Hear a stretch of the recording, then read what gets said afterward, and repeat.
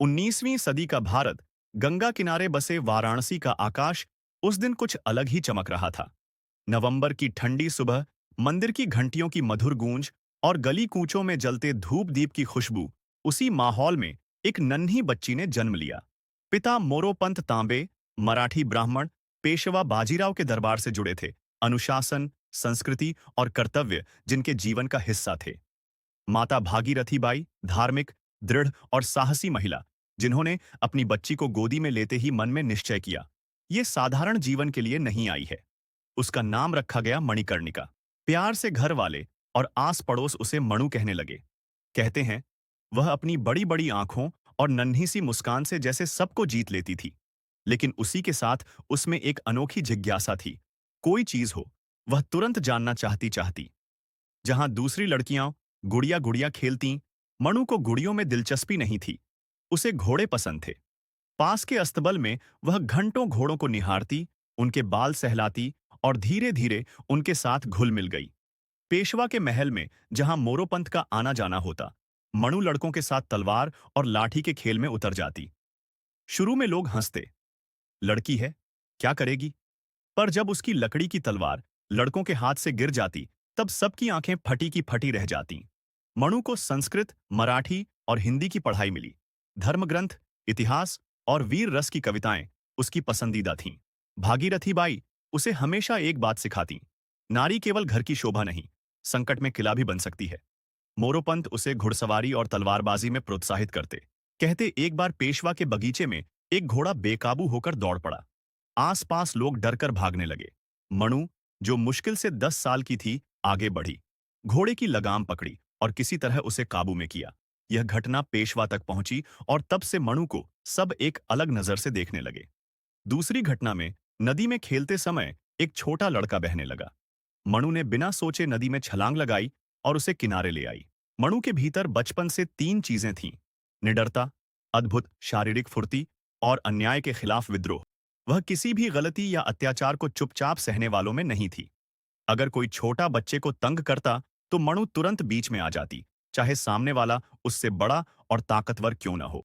समय गुजरता गया। मनु अब किशोरी हो चुकी थी। उसकी ख्याति पेशवा के दरबार तक फैल चुकी थी। यहीं उसकी किस्मत का दूसरा अध्याय शुरू होने वाला था, एक ऐसा मोड़ जो उसे वाराणसी की गलियों से निकालकर झांसी के किले तक ले जाएगा। वाराणसी से सैकड़ों मील दूर बुंदेलखंड की धरती पर बसा था झांसी, एक ऐसा राज्य जो न तो बहुत बड़ा था, न ही बहुत छोटा, लेकिन अपनी रणनीतिक स्थिति और किले की मजबूती के कारण अत्यंत महत्वपूर्ण था। झांसी के राजा गंगाधर राव न्यूवलकर संस्कारी, शिक्षित और कला प्रेमी, परंतु अपने जीवन में एक बड़ी कमी से जूझ रहे थे। वे उत्तराधिकारी के बिना थे। पेशवा बाजीराव द्वितीय के दरबार में जब मणिकर्णिका की वीरता और बुद्धिमत्ता की कहानियां पहुंची, तो यह चर्चा झांसी तक भी गई। राजा गंगाधर राव को मणु का परिचय कराया गया, एक ऐसी कन्या जो न केवल रूपवान थी, बल्कि विदुषी और युद्ध कला में निपुण भी। राजनीतिक दृष्टि से भी यह विवाह उपयुक्त था। मराठा संबंध मजबूत होते और झांसी को एक साहसी महारानी मिलती। 1842 में विवाह की तैयारियां जोरों पर थीं। वाराणसी से झांसी तक मणु की यात्रा किसी राजकुमारी की तरह हुई। रास्ते में हर गांव में लोग स्वागत करने आए, आरती उतारी गई, ढोल नगाड़े बजे। झांसी के किले में जब वह दुल्हन बनकर पहुंची, तब पूरा नगर रोशनी से जगमगा रहा था। विवाह के साथ ही मणिकर्णिका बन गई रानी लक्ष्मीबाई। रानी बनने के बाद लक्ष्मीबाई ने केवल राज दरबार की औपचारिकताओं तक खुद को सीमित नहीं किया। वह राज्य की नीतियों कर, व्यवस्था और जनता की समस्याओं पर ध्यान देने लगी। गंगाधर राव उन्हें भरोसेमंद सलाहकार की तरह मानते और अक्सर कहते, लक्ष्मी, तुम्हारे विचार इस राज्य के लिए किसी खजाने से कम नहीं। लक्ष्मीबाई ने महिलाओं की स्थिति सुधारने के लिए कदम उठाए, विधवाओं के पुनर्विवाह को प्रोत्साहन दिया और लड़कियों की शिक्षा के लिए विशेष विद्यालय शुरू करवाए। इसके साथ ही उन्होंने किले की सेना का निरीक्षण शुरू किया, पुराने हथियारों को आधुनिक बनाने, सैनिकों को नई रणनीतियों से प्रशिक्षित करने के आदेश। 1849 में रानी ने एक पुत्र को जन्म दिया। यह क्षण झांसी के लिए अत्यंत हर्ष का था, लेकिन नियति शायद कुछ और सोच चुकी थी। कुछ ही महीनों में वह शिशु चल बसा। यह घटना रानी और राजा दोनों के लिए गहरा आघात थी। राजा गंगाधर राव का स्वास्थ्य धीरे धीरे गिरने लगा। रानी, जो अब तक एक निर्भीक योद्धा और दृढ़ प्रशासक के रूप में जानी जाती थीं, इस दौर में एक संवेदनशील पत्नी और सहारा देने वाली जीवन साथी भी बनी। 1953 में जब गंगाधर राव की हालत गंभीर हो गई, तब उन्होंने अपनी वंश परंपरा बनाए रखने के लिए एक बालक आनंद राव को गोद लिया, जिसका नाम बदलकर दमोदर राव रखा गया। गंगाधर राव का निधन कुछ ही समय बाद हो गया। राज्य की गद्दी अब उस छोटे बालक के हाथों में थी और संरक्षक थीं रानी लक्ष्मीबाई। यही वह समय था जब अंग्रेज ईस्ट इंडिया कंपनी ने अपना कुख्यात डॉक्ट्रिन ऑफ लैप्स कानून लागू किया। इसके तहत यदि किसी राजा का कोई प्रत्यक्ष जैविक उत्तराधिकारी नहीं है, तो राज्य अंग्रेजों के अधिकार में चला जाएगा। गवर्नर जनरल लॉर्ड डलहौजी ने झांसी पर दावा किया और रानी को संदेश भेजा, झांसी का राज्य अंग्रेज सरकार के अधीन होगा। रानी ने अंग्रेजों को वही ऐतिहासिक उत्तर दिया जिसने उन्हें अमर बना दिया, मैं अपनी झांसी नहीं दूंगी। यह केवल शब्द नहीं थे, यह प्रतिज्ञा थी, एक युद्ध का ऐलान। इस क्षण से रानी का जीवन केवल एक महारानी का नहीं, बल्कि एक क्रांतिकारी सेनानायक का हो गया। झांसी के लोग रानी के साहस और न्यायप्रियता के कायल थे। वे जानते थे कि अगर कोई अंग्रेजों के सामने खड़ा हो सकता है, तो वह केवल उनकी लक्ष्मीबाई है। रानी ने प्रशासन का नियंत्रण अपने हाथ में लिया, राजकोष को सुरक्षित किया और सेना को युद्ध के लिए तैयार करने लगी। 1954 तक अंग्रेज झांसी के चारों ओर अपनी पकड़ मजबूत करने लगे थे, लेकिन रानी ने चुपचाप तैयारी जारी रखी। घोड़ों की टाप, तलवारों की धार, तोपों की गर्जना किले में युद्ध की गूंज सुनाई देने लगी। दूर क्षितिज पर जैसे एक तूफान आकार ले रहा था और रानी लक्ष्मीबाई उस तूफान का सामना करने के लिए तैयार हो रही थीं। 1857 का गर्मी का मौसम, उत्तर भारत का हर कोना अंग्रेजों के खिलाफ बगावत से जल रहा था। मेरठ में चिंगारी भड़की, दिल्ली में बहादुर शाह जफर को फिर से बादशाह घोषित किया गया। कानपुर में नाना साहेब ने मोर्चा संभाला। बुंदेलखंड में सबकी नजर एक ही जगह थी, झांसी। रानी लक्ष्मीबाई को खबर मिली कि आसपास के कई कस्बों में कंपनी के अफसर मारे जा रहे हैं और अंग्रेजी टुकड़ियां पीछे हट रही हैं। जनता के बीच यह भावना थी कि अब समय आ गया है जब झांसी अपने गर्व के लिए उठ खड़ी हो। मार्च 1858 अंग्रेजी सेना का नेतृत्व कर रहे थे सर ह्यू रोज, जो अपनी रणनीति और कठोर अनुशासन के लिए मशहूर थे। उनकी फौज में यूरोपीय सैनिकों के साथ साथ प्रशिक्षित भारतीय सिपाही भी थे और सबसे भयावह लंबी दूरी तक मार करने वाली तोपें। ह्यू रोज ने किले को चारों तरफ से घेरने का आदेश दिया। सैकड़ों टेंट झांसी के मैदानों में खड़े हो गए, तोपें पहाड़ियों पर तैनात कर दी गईं और आपूर्ति मार्ग बंद कर दिए गए।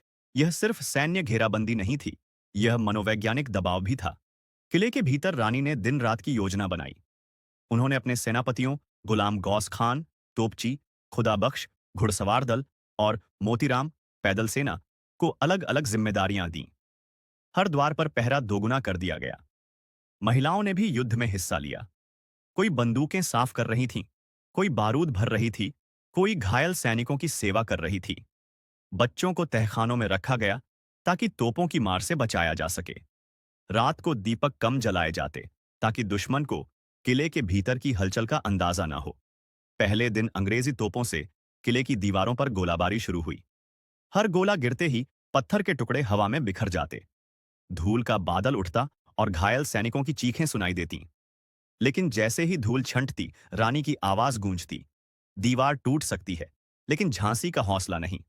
गुलाम गौस खान ने अपनी तोपों से जवाबी हमला किया। झांसी की तोपें छोटी थीं, लेकिन उनकी स्थिति ऊंचाई पर होने के कारण उन्होंने कई अंग्रेजी तोपचियों को ढेर कर दिया। एक हफ्ते की लगातार बमबारी के बाद अंग्रेजों ने किले के दक्षिणी हिस्से में एक दरार बना ली। रात के अंधेरे में अंग्रेजी सिपाही चुपके चुपके उस सेंध से अंदर घुसने की कोशिश करने लगे, लेकिन रानी पहले से तैयार थीं। जैसे ही घुसपैठ शुरू हुई, झांसी के सैनिकों ने जलते हुए तेल और तीरों की बौछार कर दी। चीखते हुए अंग्रेजी सैनिक पीछे हट गए और रानी की सेना ने दरार को अस्थायी रूप से पत्थरों और लकड़ियों से भर दिया। युद्ध के बीच सबसे बड़ा खतरा अंदर से हो सकता था। अंग्रेजों ने कुछ स्थानीय सरदारों को सोने और जमीन का लालच देकर अपनी तरफ करने की कोशिश की, लेकिन रानी को समय रहते इसकी खबर मिल गई। उन्होंने दरबार में कठोर आदेश दिया, जो भी गद्दारी करेगा उसका नाम इतिहास में कायरों में लिखा जाएगा। अप्रैल 1958 की एक सुबह अंग्रेजी सेना ने पूरी ताकत से हमला किया। तोपों की गड़गड़ाहट, बंदूकों की आवाज और तलवारों की टकराहट से पूरा मैदान कांप उठा। रानी ने कवच पहना, सिर पर पगड़ी बांधी और अपने घोड़े सरंगी पर सवार हो गई। वह सीधी मोर्चे पर पहुंची और अपनी तलवार से कई दुश्मनों को गिरा दिया। उनकी उपस्थिति ने सैनिकों में नई ऊर्जा भर दी। महिलाएं भी किले की दीवारों पर खड़ी होकर पत्थर और जलते गोले फेंक रही थीं। लेकिन अंग्रेजी सेना की संख्या और संसाधन कहीं ज्यादा थे। लगातार हमलों से किले की एक बड़ी दीवार टूट गई और दुश्मन भीतर घुसने लगे।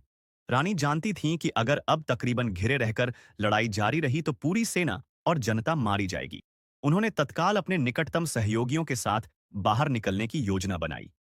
रात के अंधेरे में घोड़े बादल पर सवार होकर एक छोटे से गुप्त द्वार से वह बाहर निकली। अंग्रेजी शिविर की लपटों और गोलियों के बीच वह तीर की तरह निकल गईं और कालपी की ओर बढ़ीं। रानी लक्ष्मीबाई और उनके बचे हुए योद्धा जब कालपी पहुंचे, वहां पहले से ही विद्रोही नेता तांत्या टोपे डेरा जमाए हुए थे। तांत्या टोपे, जो मराठा परंपरा के गर्व और युद्धक चतुराई के लिए जाने जाते थे, ने रानी का स्वागत किया। झांसी खो गई होगी रानी, लेकिन तुम्हारा साहस अब भी हमारे पास है। कालपी उस समय बुंदेलखंड का रणनीतिक केंद्र था। चारों तरफ पहाड़, नदियां और घने जंगल। यहां विद्रोहियों के पास थोड़े हथियार, कुछ तोपें और हजारों का जनसमर्थन था। तांत्या टोपे और रानी ने तय किया कि अब उन्हें रक्षात्मक युद्ध नहीं, बल्कि आक्रामक रणनीति अपनानी होगी। उनका लक्ष्य ग्वालियर ग्वालियर में सिंधिया का किला था, जो न केवल सैन्य दृष्टि से महत्वपूर्ण था, बल्कि वहां के खजाने और शस्त्रागार से विद्रोही सेना को नई जान मिल सकती थी। लेकिन एक समस्या थी। ग्वालियर के महाराजा जयाजीराव सिंधिया अंग्रेजों के वफादार थे। रानी ने कहा, अगर ग्वालियर की धरती स्वतंत्रता के लिए नहीं, तो उसके किले की ऊंचाई भी हमारे लिए व्यर्थ है। अंग्रेजों ने कालपी पर भी धावा बोल दिया। सर ह्यू रोज की सेना ने फिर से अपनी ताकत दिखाई। तोपों की लगातार बमबारी, पैदल सेना की लहरें और घुड़सवार दस्ते। विद्रोही सेनाओं ने जंगलों और नदी किनारों का फायदा उठाकर जवाबी हमला किया। रानी ने घोड़े पर सवार होकर बीच बीच में हमला किया, लेकिन अंततः संख्या बल और हथियारों की कमी ने कालपी को अंग्रेजों के हाथों में दे। हार के बाद भी रानी और तांत्या टोपे टूटे नहीं। वे गुप्त रास्तों से निकलकर ग्वालियर की ओर बढ़े। जून 1958 ग्वालियर पहुंचकर विद्रोहियों ने जनता में बगावत की आग भड़का दी। कई स्थानीय सैनिकों और नागरिकों ने रानी और तांत्या टोपे का साथ दिया। जयाजीराव सिंधिया बिना मुकाबले के अंग्रेजी छावनी में भाग गए। रानी ने ग्वालियर के किले पर झंडा फहराया और ऐलान किया, यह धरती अब स्वतंत्र है और जब तक हम जिंदा हैं, कोई इसे गुलाम नहीं बना सकता। इस कब्जे से विद्रोही सेना के पास नए हथियार, गोला बारूद और खजाना आ गया। लेकिन जीत की खुशी ज्यादा देर टिक नहीं पाई। अंग्रेजों ने इस जीत को सीधा चुनौती माना। सर ह्यू रोज ने अपनी पूरी सेना ग्वालियर की ओर मोड़ दी। रानी जानती थीं कि यह निर्णायक युद्ध होगा, या तो जीत या अमर बलिदान। उन्होंने अपने सैनिकों को संबोधित किया, हमारे पास संख्या कम है, लेकिन आत्मा बड़ी है। अगर हम गिरें तो गिरकर भी आने वाली पीढ़ियों के लिए रास्ता बनाएंगे।